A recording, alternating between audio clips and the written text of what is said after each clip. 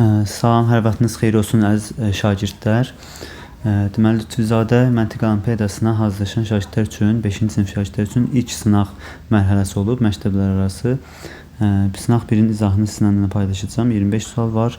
Suallarla ilk öncə tanış olun.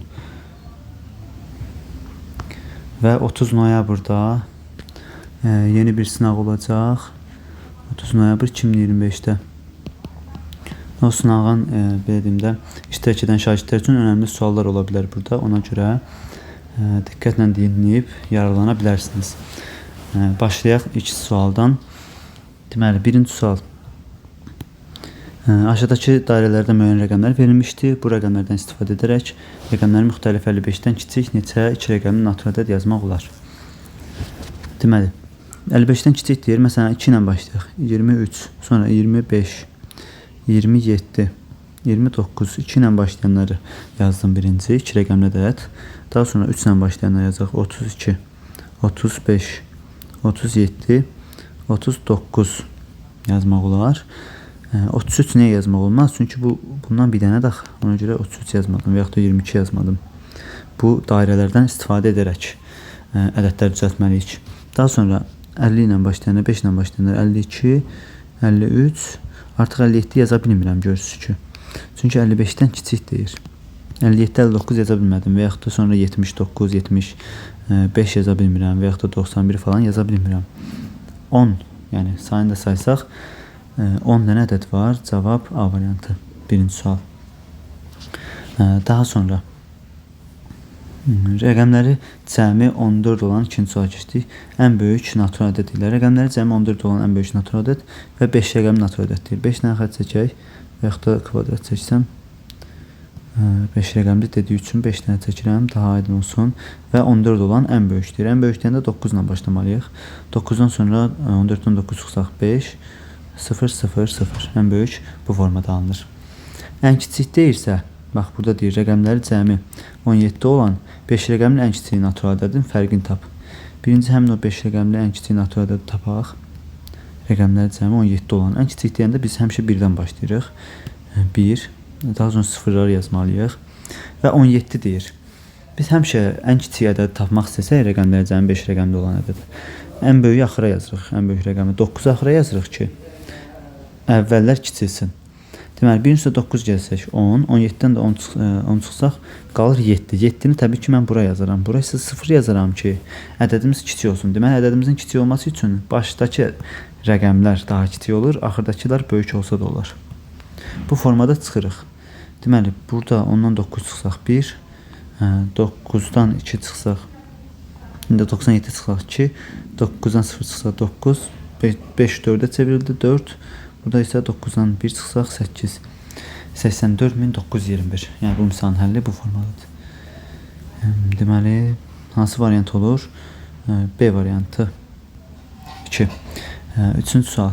Böləni 13 olan bir bölmə əməlində alına biləcək qalıqların cəmini tapın. Biz bildik ki, bölmə əməlində əgər bölən 13-dürsə, qalıq həmişə böləndən kiçik olmalıdır. Qalıq böləndən kiçik 1-dən 12-yə qədər ola bilər. 1, 2, 3, 4, 5, 6, 7, 8, 9, 10, 11, 12 ola bilər. Yəni, qalıq böləndən kiçik olmalıdır. Bu qaydanı bilirsiniz. Deməli, qalıq böləndən kiçikdirsə, onda həmin ədədləri toplayaq. Qalıq 1 ola bilər, 2 ola bilər, 3 ola bilər, 4 ola bilər, 5 ola bilər, 6, 7, 8, 9, 12-yə kimi toplamalıyıq. Biraz kiçildim. Yaxşı, 10, 11 və 12. Birdən 12-yə kimi ədədlərin cəmi də 78 deyir, bərabərdir 78. Yoxsa özümüz hesablayaq, 78 olmaya da bilər. Hesablayaq ki, səhvimiz olmasın. Birdən 10-a kimi 55 eləməlidir ədədlərin cəmi. Sonra 11 gəlsək, bəli, 66. Sonra 12 gəlsək, 78. Bəli, 78 B variantı. Özünüz də hesablaya bilərsiniz təbii ki. Yəni, birdən 12-yə kimi bir-bir toplasaq 12 alınacaq, 78 alınacaq. Keçək 4-cü suala. Deməli, K maşını hər 25 dəqiqədə 40 kitab çap edir, 5 dəqiqə fasilə verir. Daha sonra L maşını hər 15 dəqiqədə 30 kitab çap edir və 5 dəqiqə fasilə verir. Buna görə el və K maşınlarının 2 saatda çap etdiyi ümumi kitab sayı. Birinci belə deyim də qeydlərimizi aparaq. K maşını 25 dəqiqədə və 5 dəqiqədə fasilə verir. Üstənsin 5 dəqiqə fasilədə 40 dənə kitab çap edir. 25 plus 5, yəni 30 dəqiqədə fikir versəz, 25 dəqiqə işləyir, 5 dəqiqə fasilə verir, yəni 30 dəqiqə keçir. Bir 30 dəqiqə keçsə yenə 25 üstənsin 5. Bir 30 dəqiqədə keçsə yenə 40 kitab çap edəcək. Bir 30-un üstü 30, 60. 60 dəqiqəmiz 1 saatdır. Bizə 2 saat deyir. 2 saata çatmağımız üçün 2 dənə də 30 dəqiqə olmalıdır. 25 plus 5, bir dənə də 25 plus 5. Yenə 30 dəqiqə, yenə 30 dəqiqə oldu 2 saat. Və yenə 40 kitab, yenə 40 kitab. Toplamda 4 dənə 40 kitab alınacaq. Yəni 160 kitab burada alınmalıdır. 160 kitab K maşını çap edəcək. Daha sonra keçirik el maşını neçə kitab çap edir. El maşını 15 dəqiqə işləyir, 5 dəqiqə fasilə verir. Yəni 15 plus 5 dəqiqəyə 20 dəqiqə eləyir. Toplamda 15 plus 5 20 dəqiqəyə neçə kitab çap edir? 30 kitab. Yazıram bura 30 kitab. Uşaqlar 20 dəqiqə bir də keçsin 15 plus 5.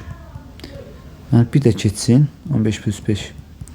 20 20 20 60, yəni 1 saata 30 3 dənə 30 kitab olacaq. Yəni 90 kitab. Yəni biz təbii ki 2 saata çatdırmaq üçün bunların üçünü də seçməliyik. Yəni yenə 15 plus 5 dəqiqəyə, yəni 20 dəqiqəyə 30 kitab, yenə 15 plus 5 20 dəqiqə, yenə 15 plus 5 20 dəqiqə olur. Yəni bir 30 kitab, yenə bir 30 kitab, yenə bir 30 kitab da olur. Toplamda 6 dənə 30 kitab, yəni 180 kitab oldu. Yəni el maşını 180 kitab çap edir. Biz də tapdıq, nə tapdıq? 160 kitab K maşını 160 və 180 kitab el maşını çap edir. Bərabərdir cəmləri 340. Yəni B variantı. Bu sualın həlli bu formada. Keçək 5-ci suala. 5-ci sualda nə deyir? Deməli uşaqlar, bir torbadakı fındıqların sayı 4 rəqəmli 2, 8, 3 bucaq, 1. 3 bucaq və 1 ədədinə bərabərdir. Bu ədəd 9-a qalxız bölünür. Uşaqlar, ədəd 9-a qalxız bölünürsə biz bildik ki 9-a bölünmə qaydası. Rəqəmləri cəmi 9-a bölünən ədədlər 9-a qalxız bölünür. Bu torbada ən az neçə fındıq götürsək, qalan fındıqların sayı 4-ə qalxız bölünür. Biz birinci 9-a bölünmə qaydasına görə həmin ədəd tapaq. Görək bu fındıqların sayı neçədir? Fındıqların sayını tapmasaq digər şərtə keçməyək hələ. Digər şərtə baxmayaq. 9-a bölünmə qaydasına görə rəqəmləri cəmi 2, 8, 1 və 3 bucağı toplasaq 9-a bölünməlidir.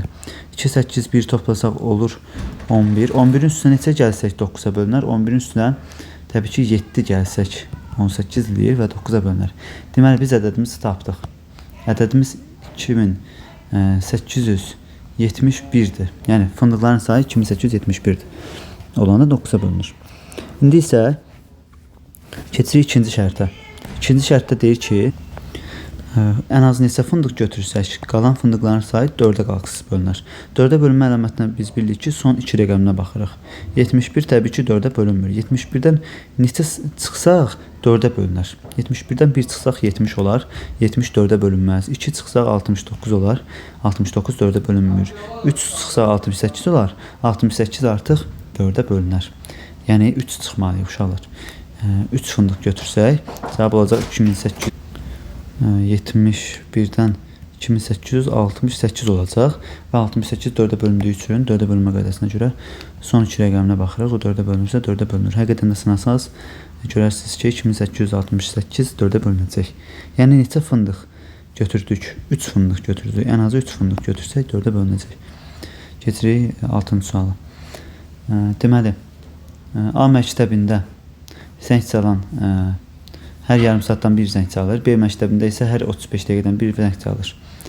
Əgər A məktəbi və B məktəbi, bu olsun B məktəbi. Əgər hər iki Məktəbdə saat 8-də, 08-də.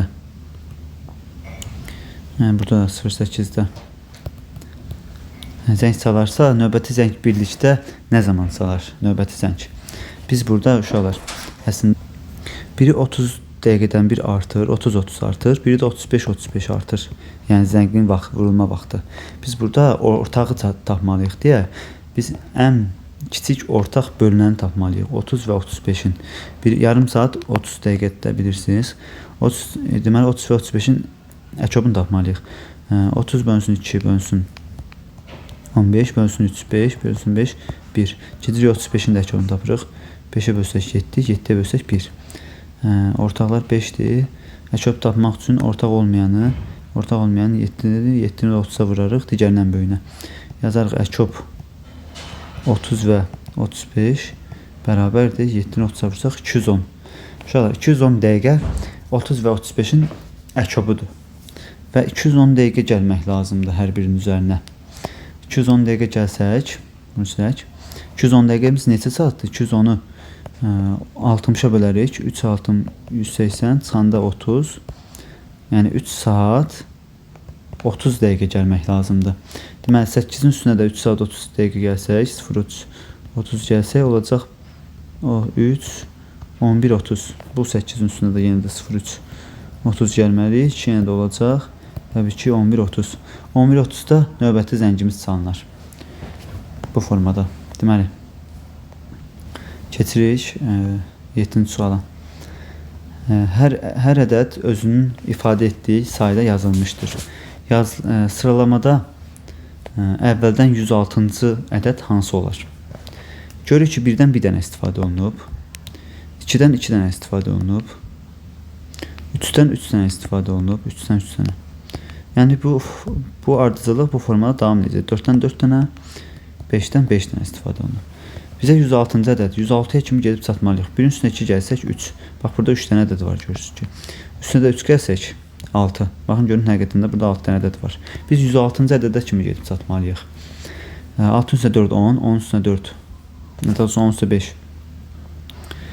Neçə edəcək? 15, 15-in üstünə 6, 21, 21-in üstünə 7, 28, 28-in üstünə 8, 36, 36-in üstünə 9, 45, 45-in üstünə 10, 55, 55-in üstünə də 11, 66, 66-ın üstünə də 12 gəlsək 78, 78-in üstünə də 13 gəlsək, yəni 78-in üstünə 13 gəlim, beynimiz qarışmasın.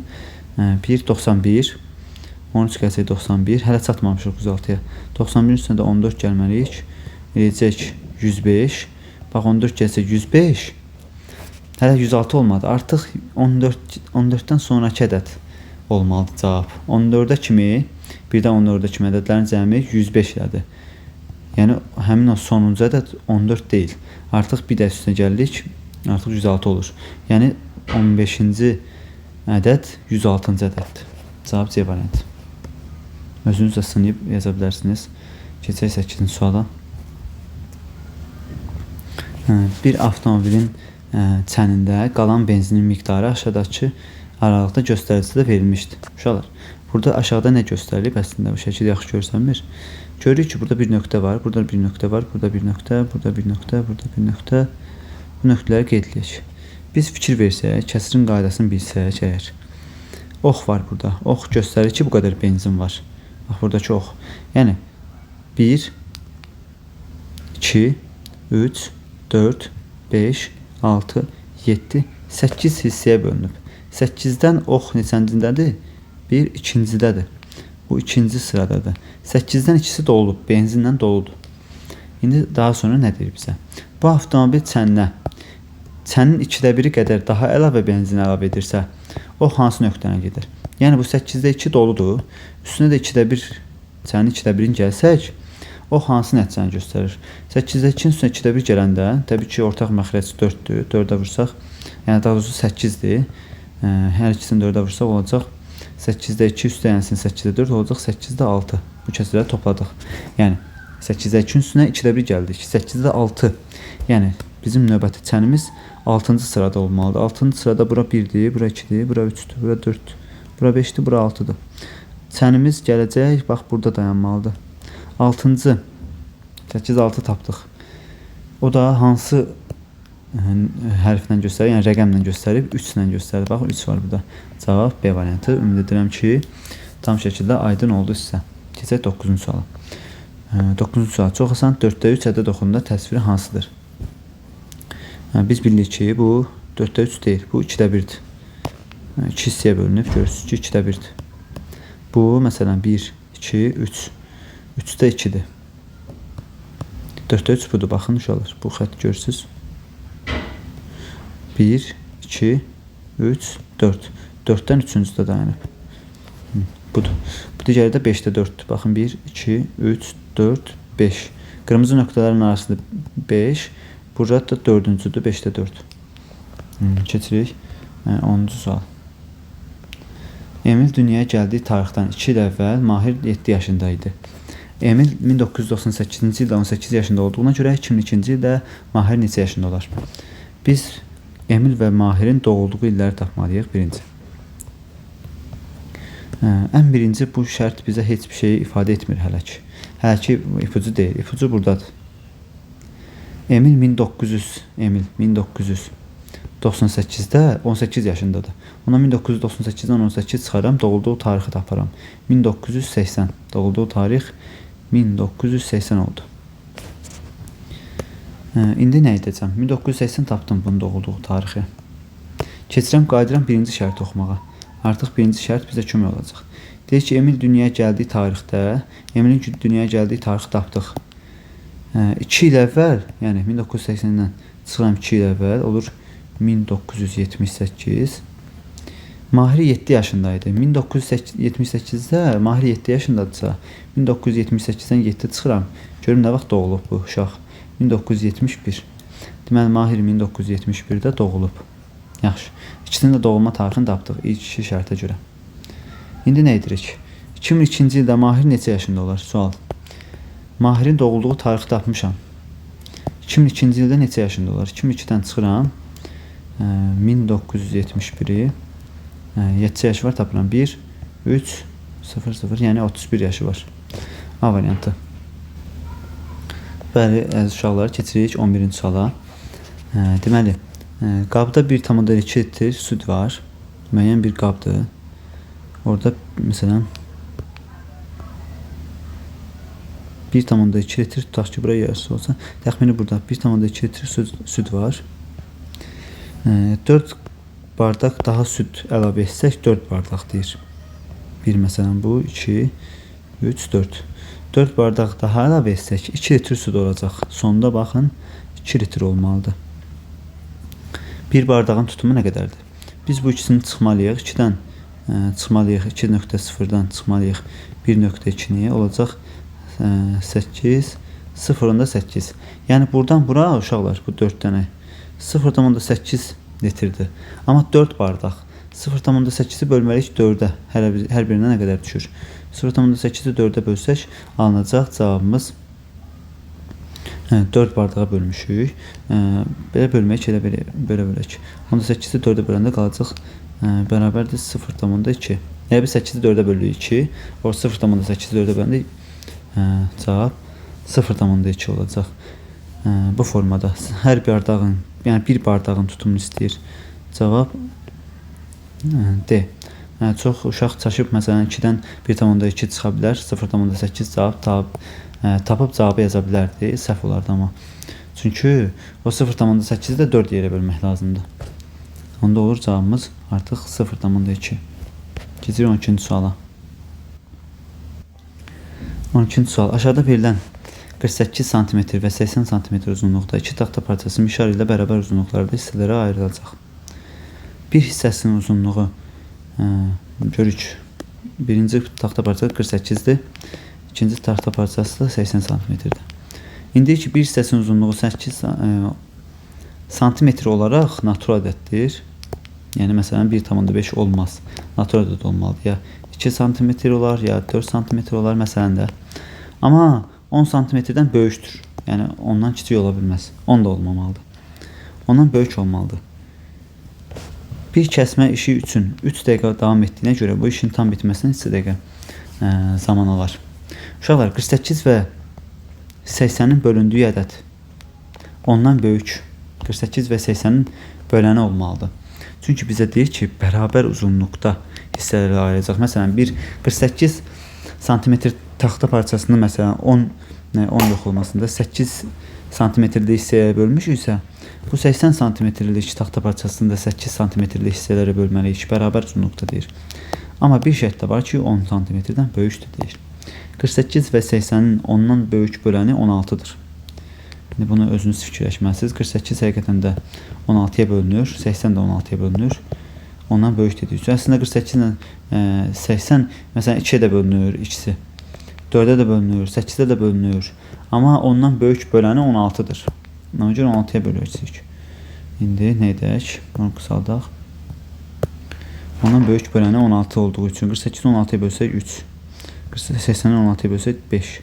Uşaqlar, indi burada bir problem var. Onu da izahlayayım. Nə problem? 48-i 3 hissəyə böldük. 48 sm-lik hissə. 16, 16, 16. Amma 3 hissəyə bölmək üçün 3 kəsmə işi görmürük. Uşaqlar, burada yaxşı çəkim. 3 hissəyə bölmək üçün 2 dənə kəsmə işi görürük. Bax, 2 dənə kəsdim, 3 hissədə yarandı. 1, 1, 1.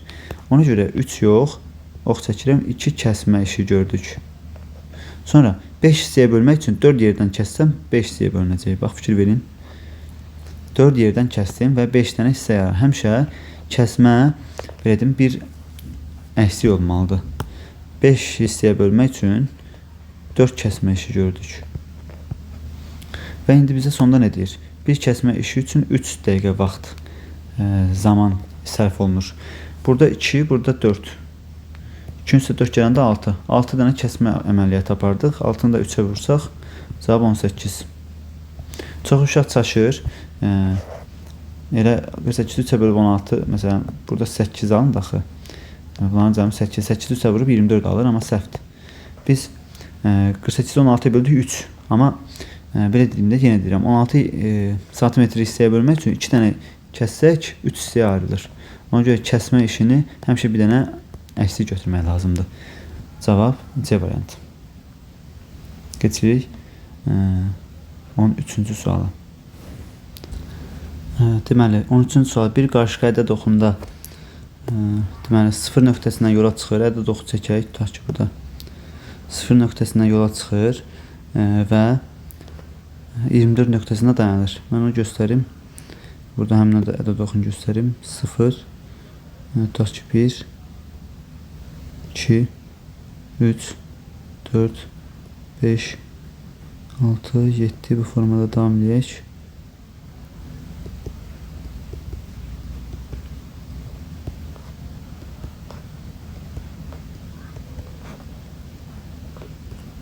Yaxşı, bacardığımız qədər yazdıq. Onsa cavablarda 18-ə kimidir. 24-ə kimi deyil. Amma 24-ə kimi yazmalıydım. Daha sonra qarışqa hər dəfə artan istiqamətdə 3% və ya 5% gedir. Yəni məsələn, buradan bura 3 hoppanır və yaxud da 5 hoppanır və ya verir. Yəni ikisində ola bilər. Getdikdən sonra fasilə verir. Buna görə qarışqa aşağıdakı ədədlərdən hansında qətiyyən fasilə verməyəcək. Bax, verməyəcək. Onda verəcəkləri tapaq. Məsələn, 5 getsə, bir də 5 getsə 10, bir də 3 getsə 5, 5, 3 kimi gedə bilir də. 13-də fasilə verəcək, okey. Sonra başqa necə fikirləşə bilərik? 5 keçsək, bir də 5 keçsək 10, 10-un üstə 3 gəlsək 13, 10-un üstə 3 gəlsək 16. 16-da da fasilə verə bilər. 5 və 3 formasında geçsə. İndi digər variantları sınayaq görək, necə fasilə verər və yaxud da verməz. Məsələn, 18-i təbii ki 6 dənə 3 keçsə 6, 6-ın üstə 3 gəlsək 9, 9-un üstə 3 gəlsək 12, 12-ün üstə 3 gəlsək 15, 15-in üstə 3 gəlsək 18. Görürsünüz, yəni 300 gedib sonra 18 də ala bilərik, amma 17-ni heç cür 5 və ya 3 formasında gedib tapa bilməyəcəksiniz. Bunu özünüz də əmin olmaq istəyirsinizsə sınaya bilərsiniz. Yəni maraqlısınızsa təbii ki bu marağınızı sınayıb yoxlaya bilərsiniz. 5 və 300 formasında gedib tapa bilməyəcəksiniz. Cavab C variantı. Qətiyyən fasilə verməyəcək. Yaxşı, keçirik növbəti suala. 14-cü sual. Bir iş yerindəki iki fərqli liftin biri 3-ün misli, biri də 4-ün misli. Misli nə deməkdir? Vurmaq. Yəni 3-ü neçəyə vursaq, 4-ü neçəyə vursaq. 4K, 3K olsun. Eyni mərtəbədə işləyən iki dostdan biri 3-ün qatlarına çıxan liftə, yəni 3-ün qatlarına çıxan liftə minir. Məsələn, 3-ün qatları nə deməkdir? 3, 6, 9, 12, 3-ə bölünən ədədlər. 4-ün qatlarına isə digər adam çıxır. 4, 8, 12, 16, 4-ün qatları da bunlardır. Yəni 4-ün misli o deməkdir. Misli və qatları bu deməkdir uşaqlar. Əgər anlamırsınızsa o sözləri. Hər ikisi də birinci mərtəbədə liftdən başlayırlar. Yəni 1-dən başlayırlar.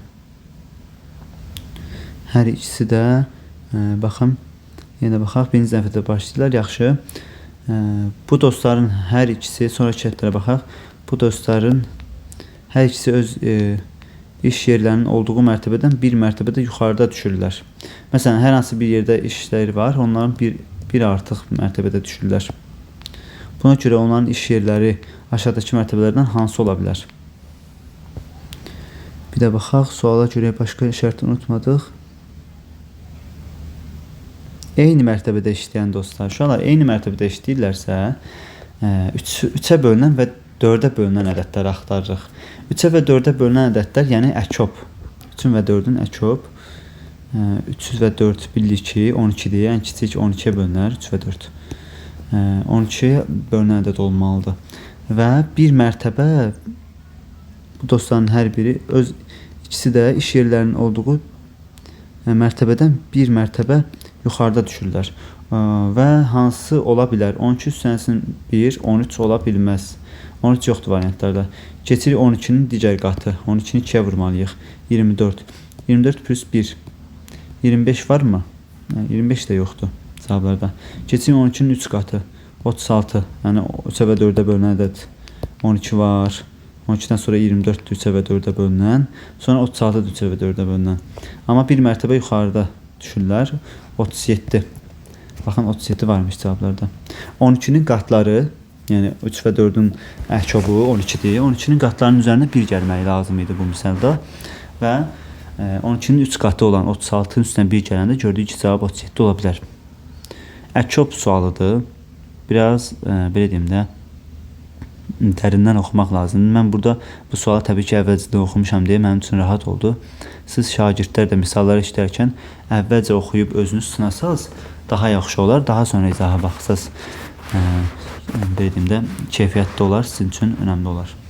Yəni ümumiyyətlə izahlara baxarkən sualı özünüz etməyə çalışın, oxumağa çalışın, daha sonra izahlarına baxın. Bu formada inkişaf edəcəksiniz. Yoxsa mən oxuyacağımsa siz anlamayacaqsınızsa onda problem olar. Keçirik 15-ci suala. Deməli, Ləman hər gün günün tarixini yazır və sonra bu rəqəmləri toplayır. Məsələn, 18 mart üçün 18.03 yazır və 18.03-dəki rəqəmləri 1803 toplayır 12. O bir il boyunca hər gün bu əməli yerinə yetirərsə əldə edə biləcəyi ən böyük cəm neçə olur? Yəni gün və belə deyim də ayı ən çox neçə ola bilər cəmləri? Onları istəyir gün və ayın. Məsələn, gün olaraq biz ayın günlərin hansı ayın günlərini bilirik? 1-dən 31-ə kimi ola bilər də. Biz təbii ki 31-i bəlkə də daha böyük götürə bilərik, amma 31-in rəqəmləri cəmi 4-dür. Uşaqlar, 31 az oldu. 31-in rəqəmlərini cəmi toplamalıyıq axırda. Görürsünüz, burada məsələn 18.03-də 1.8-i toplayanda 9-u deyir məsələn 1.8. Daha çoxdur. Nəinki 31 yazsam 31-də 3-lə 1 toplayacaq, 4 olacaq. Ən çox 31, 30 olmaz, 29 məncə ən çox olar. Çünki 2 və 9-u toplasaq 11-dir rəqəm. Məsələn üçün 28-də 10 eləyər, 27-də 9 eləyər və yaxud da 19-da 10 eləyər. Gün olaraq 1-dən 31-ə kimi ən böyük rəqəmləri cəmi ən böyük olan gün 29-dur. Keçirik ay olaraq. Yəni hansı ay? Aylar da 1-dən 12-yə kimi yazıla bilər. Burası 03 yazıb, yəni 3-cü aydır bu. 3-cü ay kiçik oldu. 4-cü ay 04 biraz böyüyür, sonra 05 daha böyüyür, 06 böyüyür, 6, 07, 08, 09 ən böyüyüdür. 10 kiçikdir uşaqlar. 10 niyə kiçikdir? Onun rəqəmləri cəmi 1-dir. Onu siz böyük kimi götürməyin və yaxud da 11-i böyük kimi götürməyin. 11-in rəqəmləri cəmi 2-dir. 12-ni də götürməyin. 12-in rəqəmləri cəmi 3-dür. Amma 09-un rəqəmləri cəmi 9-dur. Ona görə ən böyük 09 götürə bilər. Yəni 29.09. 2909. 2909'un rəqəmləri cəmi toplasaq olacaq 20. Yəni C variantı. Keçək. O sizə olacaq və olmayacaq variantları da göstərirəm ki, anlaya biləsiniz. Deməli, hansı sual? 16-cı sual. Deməli, 18 və 603 ədədlərin rəqəmləri cəmi eyni olan 2 ədəddir. Baxın, həqiqətən görürsünüz. 18-in rəqəmləri cəmi 9. 18-in rəqəmləri cəmi. Deməli, 603-ün rəqəmləri cəmi 9.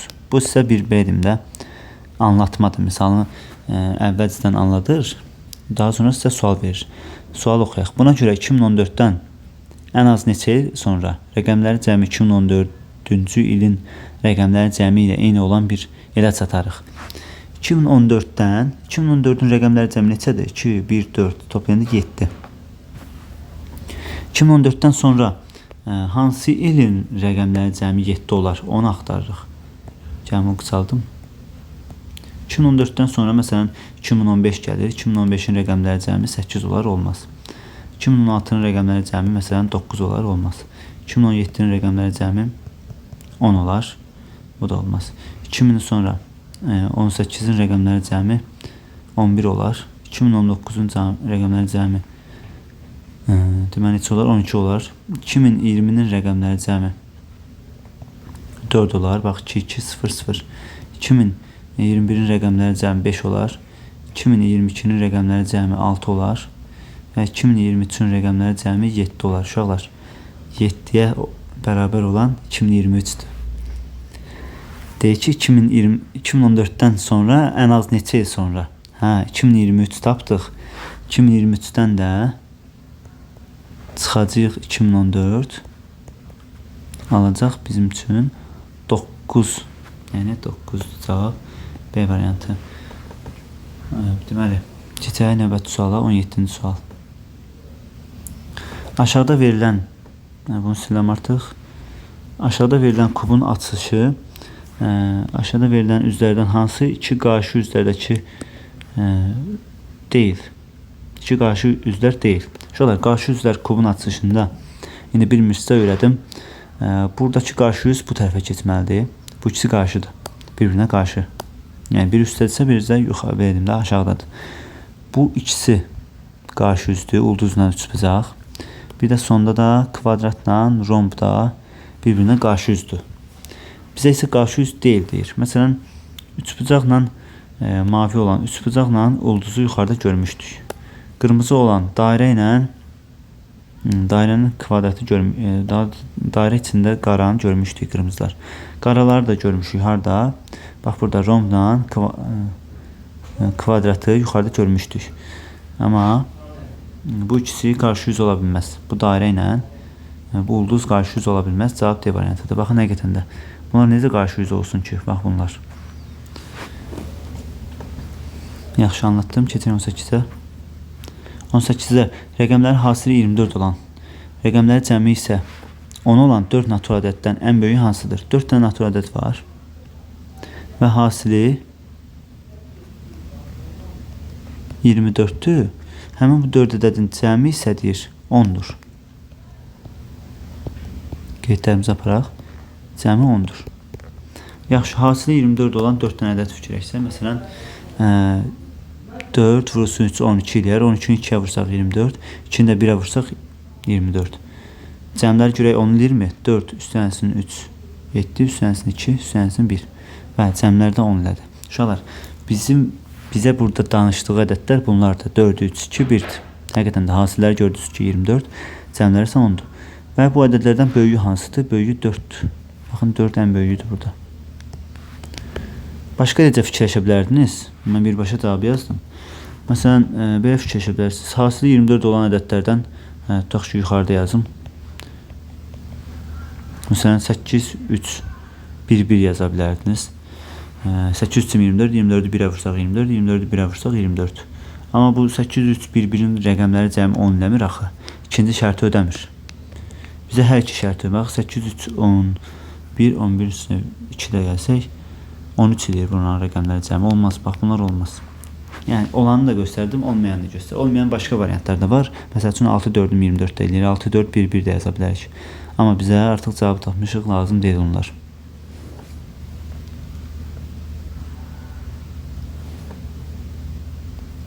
Deməli, keçirik 19-cu suala. 19 sual bura biraz üstü yazıldı. Çünki digər şagirdimin belə deyim də imtahan testidir. Biraz qarşı görsənə bilər, amma siz diqqətlə baxın. Deyir ki, A-nı tapın. Yəni məntiqi, tam məntiqi sualdır. Və burada məntiq nədədir? Burada aşağıda 18 yazıb, ortaya 2 yazıb. Onu tapmalıyıq. Nöqtələri sayı tapmalıyıq. Təpə nöqtələri. 3 bucaqda 3 dənə təpə nöqtəsi var. Bu da 6 bucaqlıdır. 6 bucaqlıda neçə dənə təpə nöqtəsi var? Təbii ki, 6 dənə. 3-cüsünə 6 gəldik. Təpə nöqtə 9. Həmin o 2-ni, bu 2 ortadakı 2-ni 9-a vuranda 18. Gətirib yazıblar aşağı. Sonra burada 4 bucaq var, kvadrat var. Kvadratın 4 dənə təpə nöqtəsi var. 3 bucağında 3 dənə təpə nöqtəsi var. 4-ün üstünə 3 7. 4-ü 7-yə vursaq 28 gətirib aşağıda yazıblar. Həqiqətən də baxın görürsünüz 28.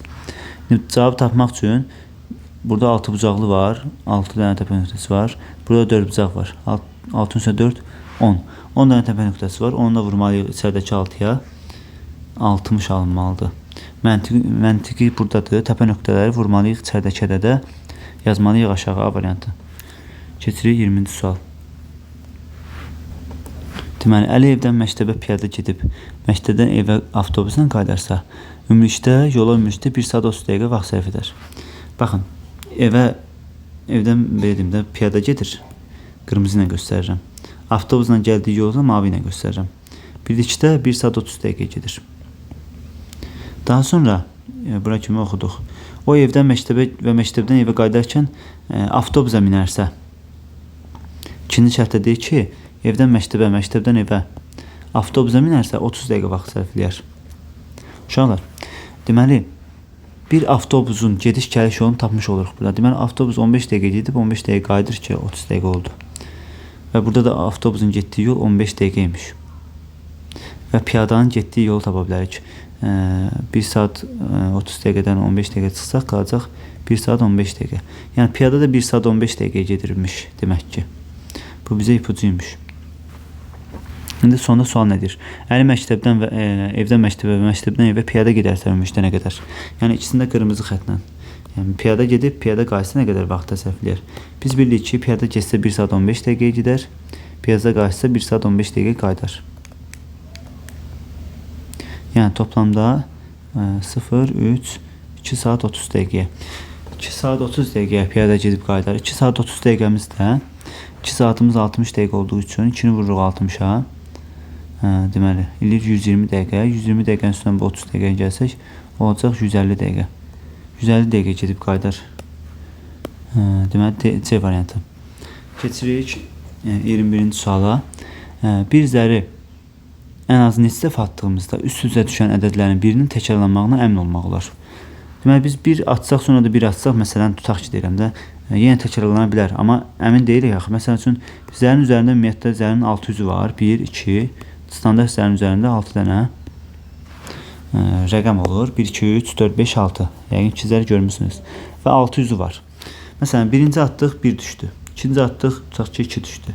Üçüncünü atdıq, 3 düşdü. Hələ ki, təkrarlanma yoxdur. 4 düşdü, sonra 5 düşdü, sonra 6 düşdü. Bax, görürsünüz ki, hələ təkrarlanma olmur. Amma artıq bir də atsaq, mütləq təkrarlanma olacaq. Atdıq, tutaq ki, 5 düşdü yenə. Bax, artıq təkrarlanma oldu. Və yaxud da atdıq, 4 düşdü. Yəni, təkrarlanma oldu artıq. Yəni, 7-ci atışımızda mütləq təkrarlanma var. 7-ci atışımızda. Misal məntiqi buradadır. 6 dəfə atsaq təkrarlanma olmaya bilər, amma 7-ci dəfə atsaq mütləq əmin ola bilərik ki, təkrarlanma var. Keçirik 22-ci suala. Deməli, bu cür suallar həmişə birinci natural ədədlər yazıb izahlayıram. Məsələn, 1 kiloqram kartofun qiyməti 5 manat olsa və 8 kiloqram almaq istəsək, neçə manat pul ödəyər? Təbii ki, 8-i 5-ə vuraraq 40 manat pul ödəyərik, düzdürmü? 1 kiloqram 5 manat olsa, 8 kiloqram alsaq, 40 manat pul ödəyərik. Amma burada deyir ki, 1 kiloqramı 5-də 4 manatdır. Yenə heç də dəyişmir. 5-də 4 manatdır və 4-də 3 kiloqram almaq istəyirik. Yenə də bir-birinə vurmayıq da məntiq olaraq. Yəni, biz çünki neçə kiloqram olduğunu bilib, sonra o çəkisinə, belə deyim də, çəkisinə vursaq, ümumi pulumuzu taparıq. Yəni burada da sadəcə olaraq 5-də 4 vursun 4-də 3 tapmaq lazımdır. 5-də 4 4-də 3-ə vuranda bunlar ixtisar gedir, cavab 5-də 3 qalır. Bir çox uşaq bunu fikirləşə bilmir, amma əslində bu sadə vurma əməliyyatdır. 5-də 4 4-də 3-ə vurmaq lazımdır. O da D variantı. Yəni bunun məntiqini beyninizdə fikirləşsəz, pul tapmaq üçün həmişə kiloqramı manata vururuq da, neçə manat olduğuna. Burada da eyni şey etdik. Keçirik 23-cü sual. 23-cü sual çox asandır. Deyir ki, qabla meyvənin birlikdə kütləsi 8,4-də 3-dür. Qabın kütləsi 2,8-də 1-dir. Meyvənin kütləsini tap. Yəni çıxırıq da. 8,4-də 3-dən çıxırıq. 2,8-də 1. Bərabərdir 6,8-də 2. Yoxsa nə? Burada 2,4-də 3-dür. Hə. Səbir olun. 2,4-də 3. 4-də 3-dən 8-də 1 çıxmaq üçün ortaq məxrəc 8-də getiririk. Bizim üçün alınır 8,8-də 6 çıxılsın 2,8-də 1. Biz də bunları çıxmaq üçün alınır. Tamdan tam çıxırıq 6,8-də 5. 6,8-də 5 daha variantı. Keçirik növbəti sual. 24-cü sual. Deməli, bir sinifdə 36 şagird var. Bu şagirdlər 2-2 ilə qruplaşdırılır ki, oğlan şagird bir qız şagirddə oturmuşdur. Hər biri oğlan bir qız şagirddən oturub. Yaxşı başa düşdük. Qızlar isə tam olaraq yarısı, uşaqlar baxın, yarısı oğlan şagirddə oturmuşdu. Qızların yarısı oğlan şagirdlərinə oturmuşdu. Bu deməkdir ki, oğlanlar qızlardan çoxdur və 2 dəfə çoxdur hətta. Yarısı deyil axı. 2x və x götürməliyik. Qızlar və oğlanları. Ümumilikdə 36-dır. 36-nı bölürük 3x-a. Çünki 2x-in üstünə x gələndə, 2x-in üstünə x gələndə eləyir 3x. 3x bərabərdə 36. X isə bərabərdə 36-nı 3-ə bölsək 12. X 12-dir. Oğlan qız. Bunların yeni səhv salmışam. Qızlar çoxdur oğlanlardan. Oğlan 12-dir. Qızlarda 12-ni 2-yə vursaq 24. Bizə kim istəyir? Neçə oğlan var? Onu istəyir. D variantı. D variantıdır cavabımız. Oğlan. Çünki qızların yarısı oğlanlarına oturmuşdu. Qızlar çoxdur axı. Oğlanlar arasında. Ona görə oğlanları 1x götürdüm. Qızları 2x. Keçəcəm sonuncu sual. Deməli, Murad selfie çəkdirir. Selfie çəkdirir və fotoya baxmadan nömrənin neçə cüzgüdə 2 kimi tərs olduğunu görür. Cüzgüdə bax 2, 1, 0, 5 var. Şəkildə görünən nömrə ilə həqiqi nömrə arasındakı fərq nədir? Həqiqi nömrə məncə tam tərs çevirəndə bu 2-lər tam tərs baxanda yenə dəyişməyəcək. Bu 2-ni tam tərs baxanda burada da bax bu 2 olacaq. 5 2-yə oxşayacaq. Sadəcə 0-la 1-i yeri dəyişəcək. 0, 1, bu 5 də dəyişməyəcək. Bunlar çıxmaq lazımdır. Çıxanda 0, 9, 0, 0. 90 deməli B variantı olacaq sonuncu sualımızda. Özünüz də sınaya bilərsiniz. Əgər güzgü formada, güzgüdə baxıb həqiqətən də 2105-in sonradan 2015 olduğunu görə bilərsiniz. Əgər bu anlamadırsınız, dediyimi anlamadınızsa sonradan verdiyim də cavab tapa bilərsiniz. Bəli, bu Lütfüzadə Məntiq Olimpiyadasının 25 sualdan ibarət sınağının izahıdır. 30 noyabr tarixində, yəni sabah, yeni bir 30 noyabr 2025 yeni bir sınaq olacaq. O sınaqda iştirak edən şagirdlər üçün təbii ki, önəmli suallar idi. İzaha baxıb, ümid edirəm ki, müxtəlif biliklər öyrəndilər. İnşallah yararlı olar bu sual tiplərinin izahı. Bu imtahanda iştirak etmək üçün sabah artıq biletlər paylanıb. Yəqin ki, imtahanda iştirak edəcək şagirdlər biletləri alıblar. 5-ci sinif ümumiyyətlə Lütfüzadəyə və yaxud da artıq indidən 6-cı sinifdən lisey və gimnaziyalar hazırlaşmaq üçün şagirdlər belə deyim də bu sual tiplərinə baxa bilərlər təbii ki.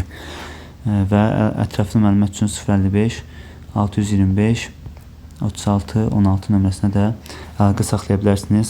5-ci siniflər üçün ümumi hansı kitablar lazımdır və yaxud da 6-cı sinifdə lisey və gimnaziyalara qəbul olmaq üçün hansı kitablardan istifadə etmək lazımdır, necə hazırlaşmaq lazımdır, hamısı haqqında məlumat verə bilərəm. Bugünlük video izah bu qədər. Sabahki imtahanda da iştirak edəcək bütün şagirdlərə uğurlar arzu edirəm. İnşallah istədiyi nəticəni qazanarlar. Bugünlük dərsimiz bu qədər.